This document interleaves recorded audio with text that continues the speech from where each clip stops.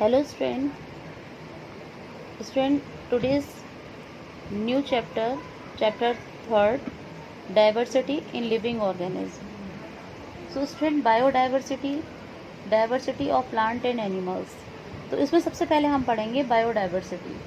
Biodiversity पढ़ने से पहले कि थोड़ा सा इसके बारे में आपको एक समरी के रूप में बताना चाहूँगी कि each organism in this world, चाहे यानी कि पूरे वर्ल्ड में हमारे, चाहे कोई प्लांट हो, एनिमल हो, और चाहे वो माइक्रो ऑर्गेनिज्म हो, तो वो क्या होता है, अपने आप में यूनिक होता है ना। एक दूसरे से बिल्कुल आपने देखा होगा कि अलग होते हैं, है ना। तो ये जो इंडिविजुअल, जो इनकी यूनिकनेस होती है, तो ये क्या है, एक डाइवर्सिटी है लिविंग ऑर्गेनिज्म में, विभिन्नता जिसको बोलते हैं हिंदी में। तो जो टर्म बायोडाइवर्सिटी है बेटा, ये क्या है, एक लैटिन भाषा शब्द है जिसको कि सबसे पहले वॉल्टर जी रोजन ने दिया था 1986 में। और इसका लैटिन वर्ड में जो इसका मीन होता है वो होता है एक वैरायटी, विभिन्नता जिसको बोलते हैं, कि किस तरीके से ये एक दूसरे से डिफर हैं। अब देखिए, बेसिस ऑफ क्लासिफिकेशन, यहाँ पर basis of classification, the process of identifying similarities and differences among organisms and placing them in different groups that reflect their significant character is known as biological classification।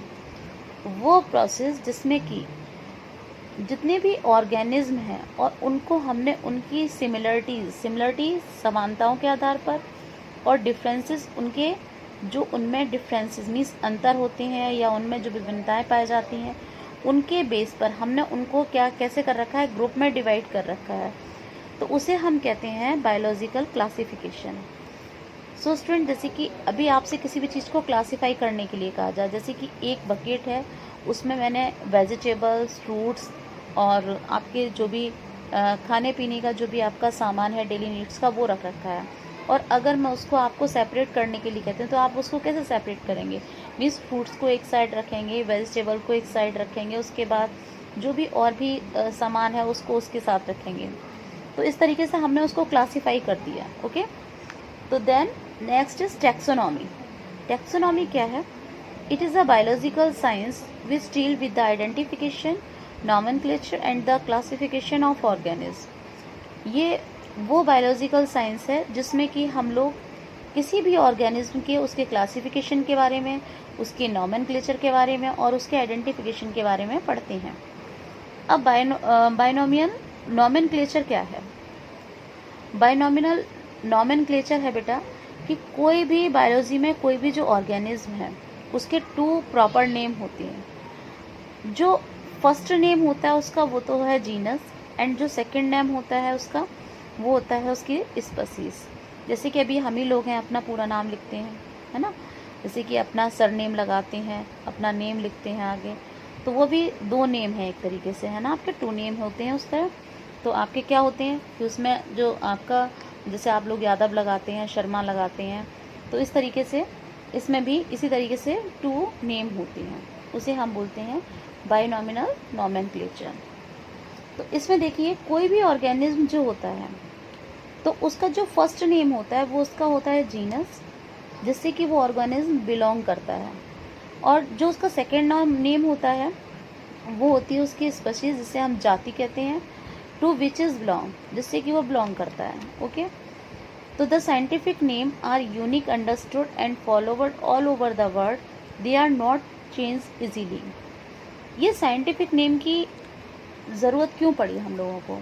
सबसे पहले scientific name की बेटा ज़रूरत इसलिए पड़ी कि जैसे कि आपने देखा होगा कि जैसे कि चाहे आप बर्ड ले लो, चाहे आप एनिमल ले लीजिए, तो जैसे कि पहले हम एग्जांपल लेते हैं बर्ड का, जैसे कि अपने यहाँ एक पक्षी है, जैसे इसका नाम है गौरैया, है ना, सबने ज़्यादातर देखा होगा, तो हिंदी में उसे गौरैया कहते हैं।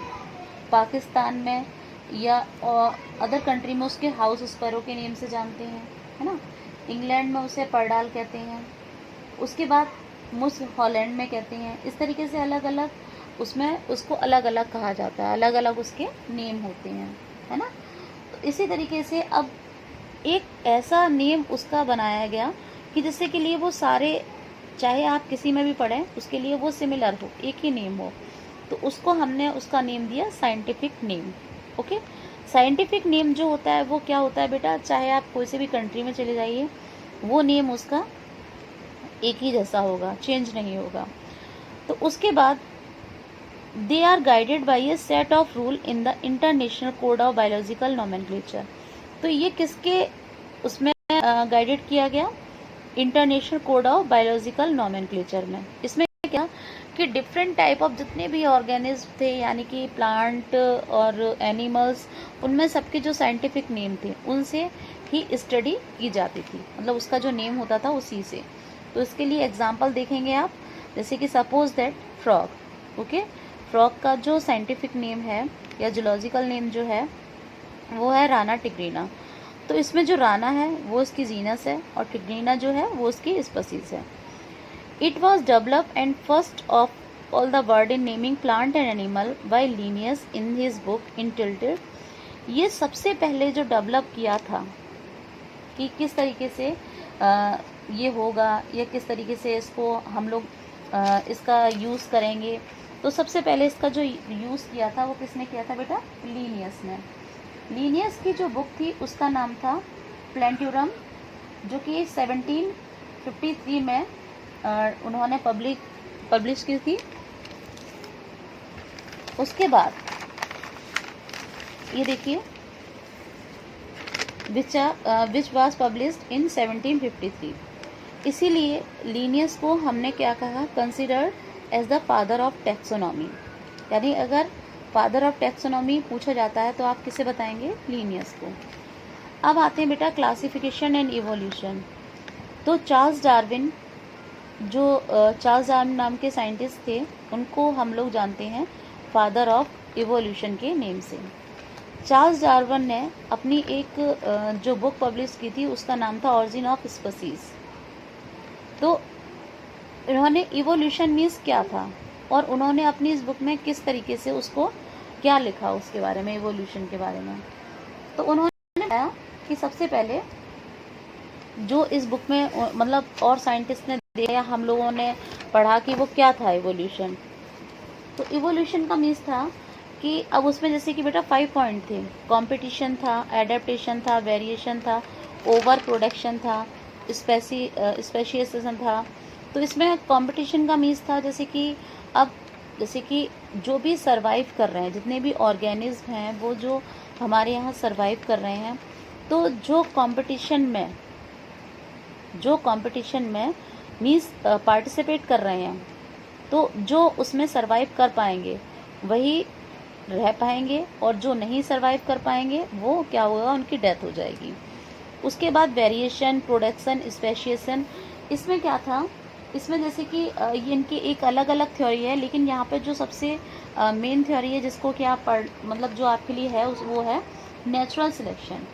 इसमें क्या था कि नेचुरल सिलेक्शन का मीन्स था कि हमारे नेचर की तरफ से उसका सिलेक्शन, जो कि नेचर में एडेप्ट हो पा रहे थे, ऑर्गेनिज्म या एनिमल जो भी एडेप्ट हो पा रहे थे, जिन्होंने अपने आप को नेचर के प्रति अपने आप को चेंज कर लिया था और अपने उसी के आगे अपने को अडेप्ट कर लिया था, तो वही हमारे उसमें सरवाइव कर पाए थे। अब सबसे पहले हम आते हैं बाइनोमियल नोमेनक्लेचर में किस तरीके से किसी भी चीज़ को हम क्लासिफिकेशन उसका करेंगे। तो उसका क्लासिफिकेशन करने का तरीका ये है, देखिए कि सबसे पहले हम लिखेंगे किंगडम। किंगडम मीन्स अगर वो प्लांट का है तो यहाँ पे हम लिखेंगे प्लांट किंगडम, और एनिमल है तो एनिमिलिया। ओके, अगर यहाँ पे हम किसी प्लांट का करते तो यहाँ पर आ जाता प्लांटे ही। अब फाइलम, ये किसका है बेटा, ये टाइगर का क्लासिफिकेशन है। मीन्स जब आप थोड़ा सा आगे पढ़ेंगे इसमें तो आप ये देखेंगे किस तरीके से क्लासिफिकेशन होता है और किस तरीके से इसी के अकॉर्डिंग हम किसी भी एनिमल को या प्लांट को किस तरीके से क्लासीफाई करते हैं। तो किंगडम एनिमिलिया, फाइलम कॉर्डेटा जिसमें कि बेटा जिसमें बैकबोन होती है उसे हम कॉर्डेटा में रखते हैं। क्लास मैमिलिया कौन होते हैं, जो कि they give birth to young one, जो कि बच्चों को जन्म देते हैं, वो मैमिलिया में आते हैं। ऑर्डर है इसका कार्निवोरा क्योंकि दे ईट फ्लैश। ओके, फैमिली इसकी फैलिडेई है। जीनस पैंथरा, ये टाइगर का है तो पैंथरा, और स्पीसीज होगी इसकी पैरडस। ओके स्टूडेंट, तो ये हो गया क्लासिफिकेशन ऑफ टाइगर। अब हम आते हैं कि what is the definition of classification. Classification की डेफिनेशन क्या है? तो वो मेथड जिसमें कि हम किसी भी ऑर्गेनिज्म को, लिविंग ऑर्गेनिज्म को उनके ग्रुप में डिवाइड करते हैं। किसके बेस पर? उनकी सिमिलरिटी और डिफरेंसेस के बेस पर, उसे हम क्लासिफिकेशन कहते हैं। यहाँ पर जो क्लासिफिकेशन है उसको हमने 2 सिस्टम में डिवाइड किया है। तो वो 2 सिस्टम हम लोग आगे जाके पढ़ेंगे कौन कौन से हैं। वैसे थोड़ा सा आउटलाइन अगर बताऊं तो आपको 2 किंगडम क्लासिफिकेशन है और एक है आपका 5 किंगडम सिस्टम ऑफ क्लासिफिकेशन। सबसे पहले कि क्लासिफिकेशन की इम्पोर्टेंस क्या है, तो it make the study of wide variety of organism easy, क्योंकि आपको पता है हमारी अर्थ पे बहुत ज़्यादा वैरायटी है प्लांट्स की, एनिमल की। तो अगर हम इसको अलग अलग पढ़ेंगे तो काफ़ी डिफ़िकल्ट हो जाएगा। तो क्लासिफिकेशन का मेथड हम लोगों ने इसीलिए अडेप्ट किया। क्यों?